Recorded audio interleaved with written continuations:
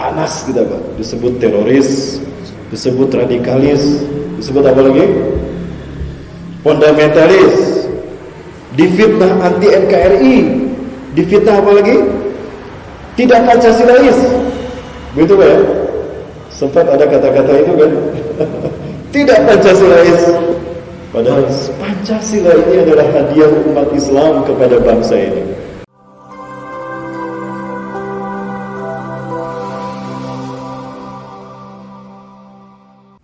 Jadi ketika kita membaca Quran, Allah Azza wa Jalla akan memberikan satu kebaikan dari setiap huruf yang kita baca. Dan satu kebaikan itu dibalas 10 kali lipatnya. Tadi Rasulullah SAW katakan alif lam mim 3 huruf kali 10 30 kebaikan. Apalagi kalau satu hari kita baca 1 juz, ya subhanallah, tidak dapat kita bayangkan pahala yang kita dapatkan. Ibu berapa juz setiap hari Bu baca Quran Bu? Ada 5 juz setiap hari? Ada. Oke ada Bu. Kami bisa 5 juz Bu setiap hari Pak. Pagi-pagi juz melon, siang juz alpu. Baik. Yang kedua, yang menjadikan kita umat yang beruntung dan terbaik, banyak Allah berikan keutamaan pada kita. Contohnya sholat. Sholat kita hanya 5 kali sehari semalam. Ya, tapi dicatat di lauhul mahfuznya 50 kali. Karena ketika peristiwa Allah Isra Mi'raj, Allah mewajibkan ibadah sholat pada Rasulullah SAW, Allah menyatakan pada akhirnya, memang sejak awal Allah memang menetapkan demikian. Bukan berarti berubah-ubah dari 50 menjadi 20 menjadi 10 menjadi 5. Bukan berarti tidak ada ketegasan, bukan. Itu sengaja untuk menunjukkan betapa Allah memuliakan umat ini. Sehingga ketika terakhir Allah firmankan pada Rasulullah SAW, ya Muhammad, inni idza qadaitu syai'an fi lahil mahfuz lam ughayyir abadan. Wahai Muhammad, jika aku sudah menetapkan satu ketetapan di lahul mahfuz, aku tidak akan berubah selamanya. Innalaka fil khamsati khamsin. Sesungguhnya bagimu di dalam 5 waktu sholat itu adalah 50 kali dicatatnya. Subhanallah, walaupun cuma 5 kali kita lakukan, di lauhul mahfuz dicatat 50 kali. Apalagi berbeda saum juga sama. Ada satu hadis mengatakan begini, Rasulullah SAW bersabda terkait dengan keutamaan saum Ramadan dan saum Syawal. Man shoma Ramadan summa itbahu sitan min Syawal faka'annama yasumud dahra kullah. Barang siapa yang saum di bulan Ramadan kemudian ditambah 6 hari di bulan Syawal, maka sama dengan saum 1 tahun penuh. Bagaimana hitung-hitungannya? Kok 30 hari ditambah 6 jadi 1 tahun? Nah, kali 10 tadi.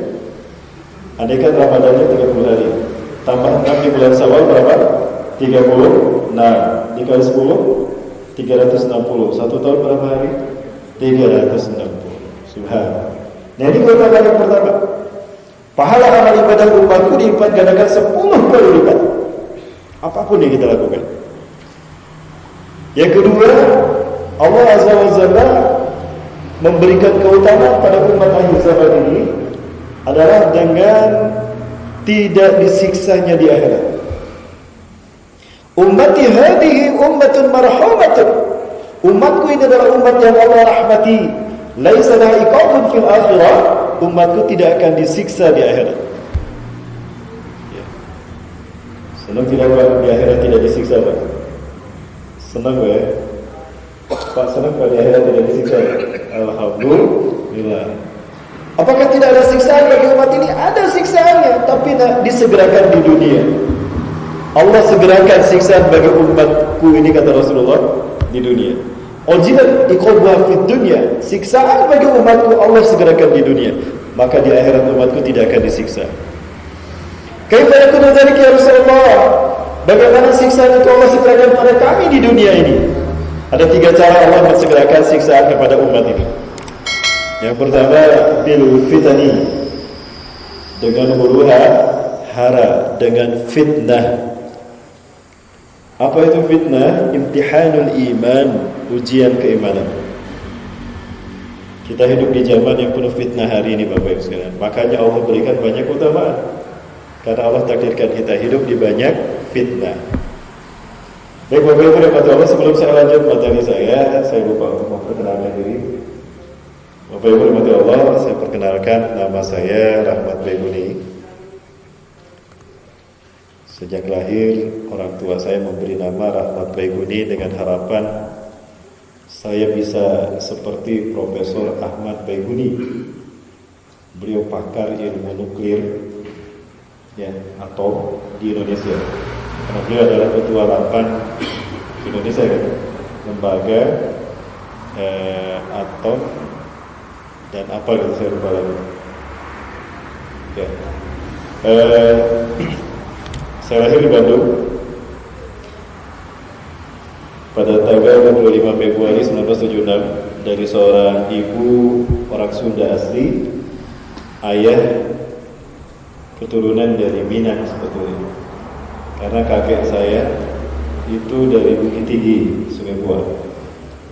Cuma saya sedih Pak, ketika saya ke Bukit Tinggi, Sungai Buah, saya belum disebut orang Minang. Karena ibu saya orang Sunda. Sementara di Minang ini garis keturunan katanya dari ibu, betul? Giliran saya ke Bandung, di Bandung Sunda garis keturunan dari jalur ayah keturunan Minang. Jadi sama Minang tidak diakui, sama Sunda tidak diakui. Ini panjang-panjang mau mengakui. Ada yang bilang, kamu bisa jadi orang Minang kalau kamu nikah sama orang Minang. Kebetulan saya mempunyai istri. Saya baru iswan. Kalau satu kan baru iswan, dua istu, nah tiga baru istri. Betul Pak? Bahasa Inggrisnya kan gitu. Betul Bu? Ya. Tapi saya bangga memiliki darah Sumatera, memiliki darah Minang apalagi, karena memang Sumatera Minang ini juga merupakan wilayah atau daerah yang sebetulnya sudah terkenal sejak zaman dulu. Banyak melahirkan para ulama, para pejuang kemerdekaan. Betul Bu? Apalagi memang Sumatera ini merupakan nama pemberian dari pahlawan Islam dulu, pejuang-pejuang Islam. Ibnu Battuta, kalau tidak salah disebutkan sebagai orang yang pertama kali mengeksplorasi wilayah Sumatera. Bahkan nama Sumatera itu dari bahasa Arab, Asy-Syamatirah. Syamatirah artinya mahkota. Banyak nama-nama pulau di Indonesia yang berasal dari bahasa Arab. Jawa sendiri kalau kita lihat dalam kamus itu tempat yang tinggi, al-Jawu. Ya, tempat yang tinggi, al-Jawu. Nah, dibagi kemudian menjadi tiga, Jawa Al-Gharbiyah, Jawa Al-Wusta, Jawa Syarqiyah. Jawa Barat, Jawa Tengah, Jawa Timur. Kemudian Makassar, kalau dilihat dari bahasa Arab itu artinya tempat yang terpecah-pecah, yang terpisah. Kemudian ada Maluku. Maluku ini sebetulnya nama aslinya dulu Jaziratul Muluk. Jaziratul Muluk, negerinya para raja. Karena raja-raja Islam yang datang ke Indonesia, mereka tinggal di Maluku. Karena saking indahnya wilayah Indonesia Timur itu. Papua Nugini dulu nama aslinya Biladun Nurul Islami. Banyak ulama Pak dari Papua Nugini. Datang Portugis dirubah namanya menjadi Papua Nugini, bukan lagi Biladun Nurul Islami.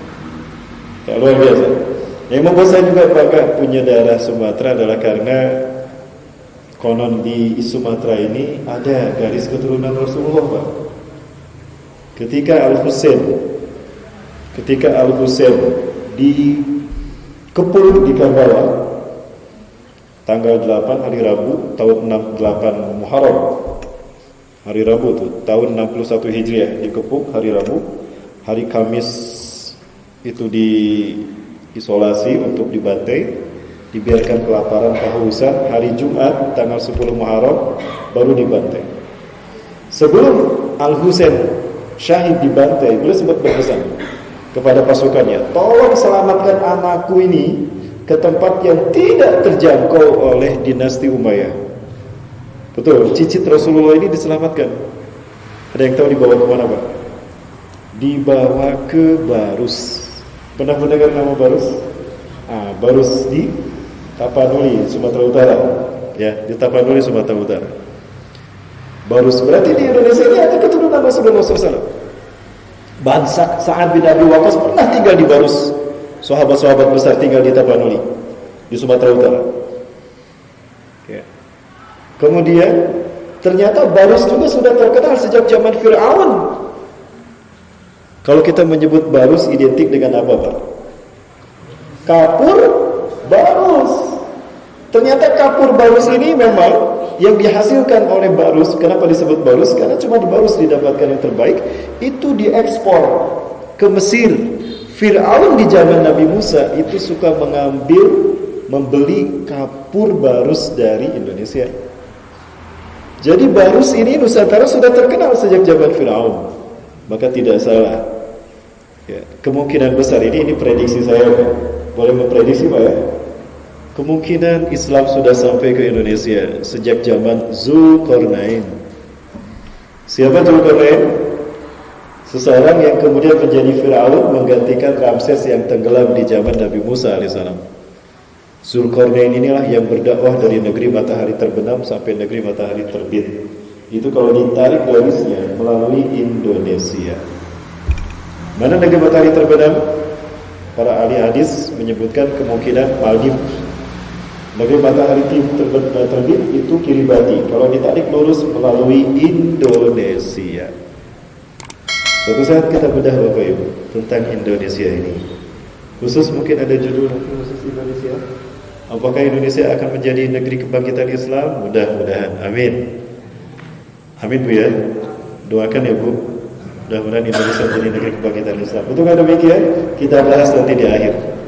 Bapak Ibu kembali. Saya tinggal di Griasi Pasirwangi, ujung Berung, Cigending, Bandung Timur. Daerahnya cukup dingin juga, tapi tidak sedingin Padang Panjang.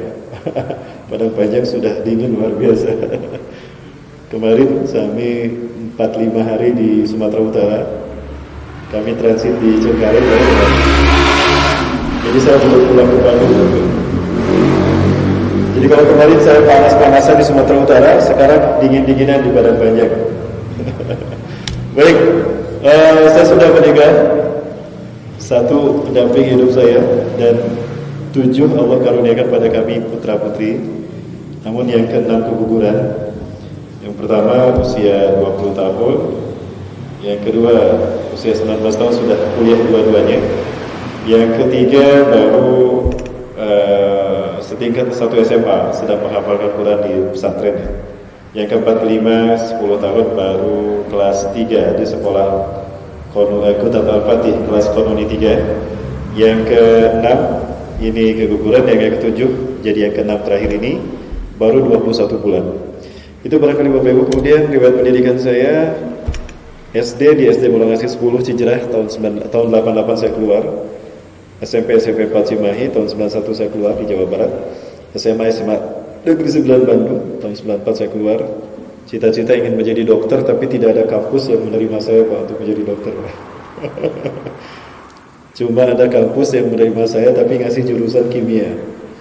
Tapi karena himmah saya lebih kepada agama, maka saya lebih memilih agama. Saya murtad dari kimia dan mualaf di tafsir hadis Bapak. Saya ambil tafsir hadis tahun 98 saya selesai di Stai Al-Fatah Demak Jawa Tengah. Kemudian 2005 mengambil menyelesaikan sastra Arab di Ma'had Al-Imarat yang dimiliki oleh menjadi bagian dari Yayasan AMCF, ASEAN Muslim Charity Foundation yang kantor pusatnya di Dubai. Kemudian sempat mengambil mulazamah pendidikan sejarah Palestina dan perjuangan para nabi dan rasul terkait dengan negeri Syam di Gaza University bersama Syekh di sana. Kemudian terakhir karena harus mengajar pendidikan agama Islam di SMA, saya ngambil pendidikan agama Islam tahun 2012 di Stai Sabili. Itu barangkali Bapak Ibu sekalian rahmati Allah.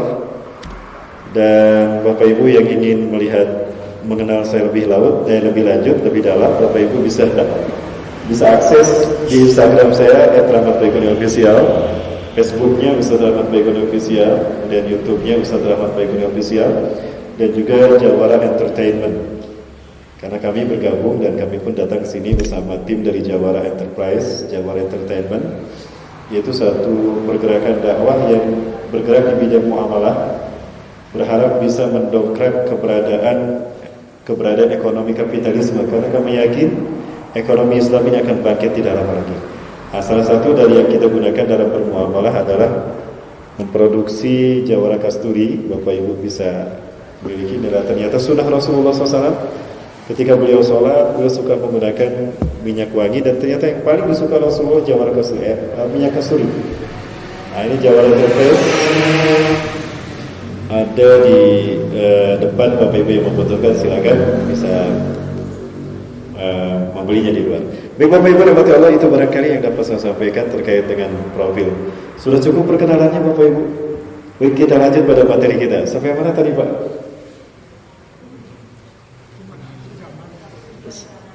Halo Pak, sampai mana tadi Pak?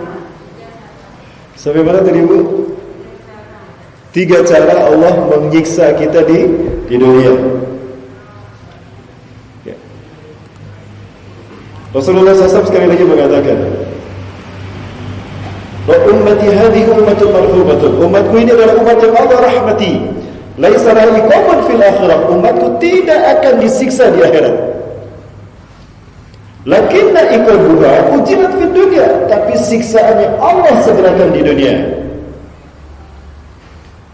Seorang sahabat bertanya kepada Rasulullah SAW, "Kaifa yakunu dzalik ya Rasulullah? Bagaimana siksaan itu Allah segerakan pada kami di dunia?" Nah, yang pertama, bil fitani, dengan huru-hara, dengan petaka. Apa fitnah dan petaka huru-hara yang dimaksudkan? Yaitu panasnya geopolitik di negeri di mana umat Islam tinggal. Karena tidak sedikit fitnah politik ini berimbas kepada akidah, berimbas kepada hilangnya iman dan Islam seseorang. Sampai Rasulullah SAW mengatakan, badiru bil amali sholihat, bersegeralah kalian melakukan amal soleh, fasatakunul fitan, karena akan muncul petaka-petaka di tengah-tengah kalian, fitnah di tengah-tengah kalian. Kita lain seperti potongan malam yang gelap gulita. Artinya berlapis-lapis. Belum selesai kita diterpa fitnah ini, datang lagi fitnah yang lain. Kita sudah dibikin porak-poranda dengan satu fitnah ini, datang fitnah ini lagi. Tentu yang kita rasakan umat Islam di seluruh dunia, tidak terkecuali di Indonesia. Saking dahsyatnya fitnah ini, kata Rasulullah SAW, susah orang untuk bisa melepaskan diri dari fitnah tadi. Karena fitnah ini meliputi apapun bidang dalam kehidupan kita. Dahsyatnya fitnah ini, Rasulullah SAW sebutkan, membuat orang bisa berubah akidah dalam sehari. Yusbihu rajulun mu'minan wa yumsi kafiran. Pagi harinya beriman, sorenya kafir. Wa yumsi mu'minan wa yusbihu kafiran. Sorenya beriman, paginya kafir. Jadi dalam sehari akidah manusia berubah. Kenapa demikian? Ya bi'u dinahu bi'adali minad dunya. Menjual agamanya demi harta dunia. Tidak sedikit kita saksikan manusia di dunia ini menjual akidah agamanya demi pangkat, demi jabatan, demi penghasilan bulanan. Betul Bapak Ibu? Terlihat tidak? Sudah terlihat Bapak Ibu ya? Nah ini Pak.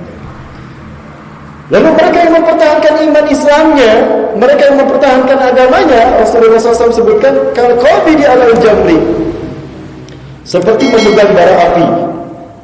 Ada kayu bakar sedang membara, ya, sedang memerah. Kita pegang, apa yang kita rasakan? Terbakar tangan kita. Nah itu resiko berjuang menegakkan kebenaran, berjuang menegakkan agama, berjuang mempertahankan akidah, berpegang teguh pada Quran dan Sunnah. Yang paling banyak berperan dalam kemerdekaan bangsa ini adalah umat Islam. Bahkan bangsa ini merdeka itu sumbangsi dari umat Islam dan para ulama serta habaib. Kita masih ingat, barangkali Bapak Ibu masih ingat, proklamasi, teksnya, naskah proklamasi dan proklamasi itu sendiri itu dibacakan dan dilakukan di mana? Jalan Pegangsaan Timur nomor 56. Itu kan rumah, bukan kantor, bukan istana negara, tapi di rumah. Pertanyaannya, rumah siapa? Rumah pendeta, rumah biksu, apa rumah seorang habib? Rumah seorang habib, Yusuf bin Martak. Ya. Kalau tidak salah itu. Nah, yang hafal ini Ustaz Adi Hidayat. Beliau hafal luar biasa. Bahkan ada sebuah negara Islam yang masih terjajah, tapi ada tokohnya yang bernama Syekh Ali Thohir. Dia orang terkaya di Palestina. Dia kosongkan semua uangnya untuk disedekahkan demi kemerdekaan Indonesia. Semua uang di rekeningnya itu dikosongkan. Nih uang saya, ambil, gunakan untuk membiayai kemerdekaan negara kalian. Berarti kita punya hutang budi sama Palestina, Pak. Dan negara pertama yang menyatakan selamat atas kemerdekaan kita adalah Palestina. Di saat Barat tidak mengakui kemerdekaan kita, Palestina adalah negara yang pertama mengatakan kita sudah merdeka. Selamat atas kemerdekaan kita. Nah, betulkah demikian Bapak Ibu para ulama? Betul. Bahkan ketika negara kacau luar biasa, hampir terjadi perang kembali. Siapa yang menyelamatkan? Ulama. Bapak Ibu rahmati Allah Subhanahu wa taala, ini saya sampaikan satu tayangan yang mudah-mudahan memperkuat pernyataan yang terakhir tadi. Ya, nanti saya sampaikan sesuatu yang menarik ketika bangsa ini hampir-hampir dijajah kembali, cuma 2 bulan umur kemerdekaan kita. Namun alhamdulillah ada satu penyelamatan dari ulama kita yang luar biasa, panglima kita yang luar biasa, Panglima Jenderal Sudirman satu. Baik, sebelum itu Bapak sekalian, ini saya sampaikan satu pandangan yang cukup baik dari pakar sejarah di Indonesia ini. Saya berkali-kali bertemu dengan beliau dan pernah satu kajian, satu meja bersama beliau dalam satu seminar, Bapak Ibu sekalian.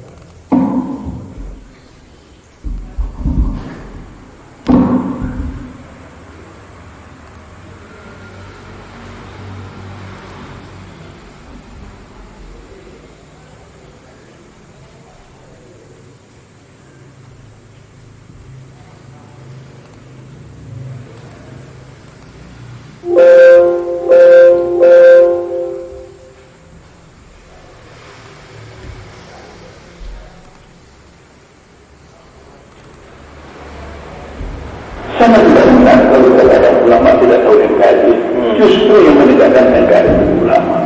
Saya bicara begini karena tahu sejarahnya. Baca yang dinamakan di perang Hombor dalam buku diterangkan kalau perang terjadi maka ulama dan tokoh-tokoh religi atau agama itu semua dari kantor naungan. Tapi bila perang sudah selesai, Karl Kossuth mengatakan maka semua orang meninggalkan orang-orang yang pernah membuat kita berani karena kekacauan, perangan yang uncertain time. Ada waktu yang tidak bisa dipastikan kapan berhenti. Dalam keadaan yang ketenangan itu, pikiran baik jenderal sekalipun, dia bisa mendekat ulama. Tapi kalau sudah proklamasi diperboleh menjadi NKRI, maka ulama harus ditangkap dan dipenjarakan. Masya Allah. Ini kekeliruan bangsa dalam sejarah tidak usah diulang. Mari kita kembali untuk menghormati ulama. Mari kita kembali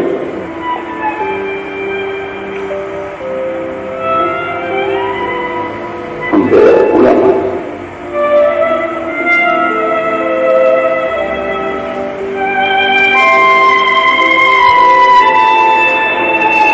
Yang benar-benar kita merdeka. Kita tidak bisa merdeka seperti hari ini kecuali Maha Akbar, Maha Karya daripada ulama terdahulu. Ya, itu tadi pernyataan pakar sejarah, guru besar sejarah di Indonesia, Profesor Ahmad Mansur Sudanegara. Ya, Bapak sekalian, yang menyampaikan tentang peran besar ulama dan umat Islam dalam kemerdekaan bangsa. Saya masih ingat Bapak sekalian, ketika dulu belajar sejarah bersama beliau,